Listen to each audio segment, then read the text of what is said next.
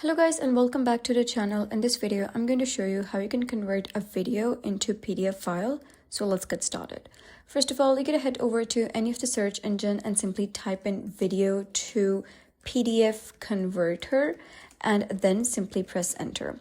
Once you do so, you'll be able to see a couple of tools in front of you so you can download any application or you can also use any website for that. So I suggest using this website, that is Online Convert Free. It is really easy to use. Simply search for this one and you should see this interface that says convert video to PDF. Here you're going to choose the file to convert. Simply click on choose file and go to the video that you wish to upload.